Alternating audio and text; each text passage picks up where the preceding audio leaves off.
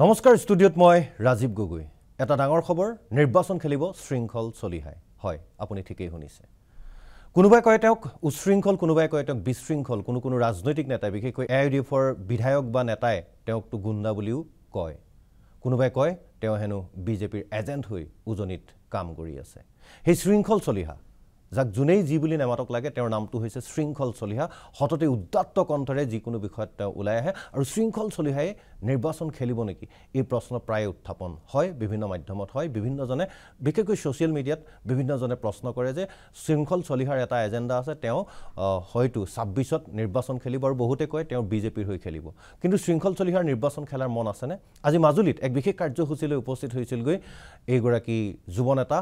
শৃংখল চলিহা বীৰলাচি থানা শৃংখল চলিহা উপস্থিত হোৱাৰ পিছতে এক প্ৰেছ মিট দিছিল তেওঁ আৰু সেই প্ৰেছ মিটতে সাংবাদিকে সুধিছিল তেওঁ যে আপুনি নিৰ্বাচন খেলিব নেকি তেওঁ স্পষ্ট কথা যে যেতিয়া ৰাইজৰ দল গঠন হৈছিল আজিৰ পৰা 4 বছৰ পূৰ্বে সেই ৰাইজৰ দল গঠন কৰোতে অখিল গগৈৰ নেতৃত্বত তেতিয়া অসমৰ বিভিন্ন জাতীয়তাবাদী একে সমভাৱাপন্ন দল সংগঠনৰ নেতাক নিমন্ত্ৰণ কৰা হৈছিল আৰু তেওঁ সেই যি ৰাইজৰ দলৰ জন্মৰ সময়ৰ যিখন মিটিং যিখন সভা সেই সভাত তেওঁ উপস্থিত হৈছিল আৰু সভাত উপস্থিত হোৱাৰ পিছত তেওঁৰ ফালৰ পৰা যি দিহা পৰামৰ্শ দিয়া হৈছিল সেইখিনি তেওঁ দিছিল আৰু তাৰ পিছত তেওঁ তাৰ পৰা ওলাই আহিলে কিন্তু তেওঁ ৰাইজৰ দলত যোগদান নকৰিলে কিন্তু 26ৰ ইলেকশ্যনলৈ আৰু মাত্ৰ 1.5 বছৰ গতিকে প্ৰশ্ন উত্থাপন হৈছে যে শৃংখল চলিহাই নিৰ্বাচন খেলিব নেকি বিশেষকৈ উজনিৰ পৰা মিয়া বিতৰণৰ ক্ষেত্ৰত মিয়া খেদাৰ ক্ষেত্ৰত শৃংখল চলিহাৰ যিটো গুৰুত্বপূৰ্ণ ভূমিকা আছিল বা শিৱসাগৰত অনা অসমীয়াৰ দবদপনি তাক যিদৰে তেওঁ প্ৰতিবাদ কৰিছিল তাক যিদৰে বন্ধ কৰিছিল এই ক্ষেত্ৰত শৃংখল চলিহাৰ যথেষ্ট অৱদান আছে গতিকে শৃংখল চলিহাৰ বিগত কিছুদিনৰ কামকাজ চাই এনে লাগিছে যেন তেওঁ নিৰ্বাচন খেলিব কিয়নো নিৰ্বাচনৰ প্ৰাক মুহূৰ্তত বিভিন্ন জাতীয় দল সংগঠনৰ একাংশ শীৰ্ষ নেতাক এনে ধৰণে খুব বেছি সক্ৰিয় হৈ পৰা দেখা যায় গতিকে শৃংখল চলিহাৰো যথেষ্ট সক্ৰিয়তা এই কেইদিনত প্ৰদৰ্শন কৰিছে বা তেওঁ প্ৰথমৰ পৰাই সক্ৰিয় কিন্তু এই কেইদিনত তেওঁৰ সক্ৰিয়তা যেন আৰু অধিক বেছি হৈছে স্বাভাৱিকতে সকলোৰে মনত প্ৰশ্ন উত্থাপন হৈছে যে শৃংখল চলিহাই নিৰ্বাচন খেলিব নেকি কি ক'লে তেওঁ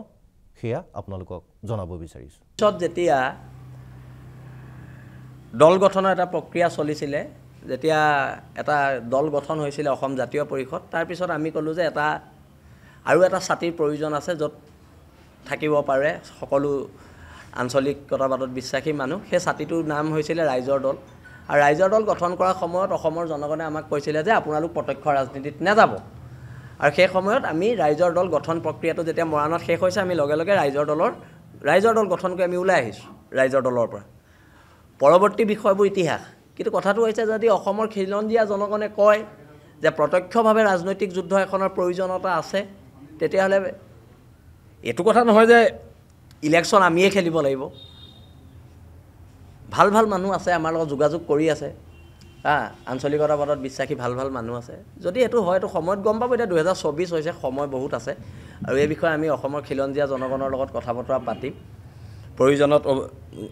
গণ অভিৱৰ্তন দিয়া হ'ব তাত কথা বতৰাবোৰ আলোচনা হ'ব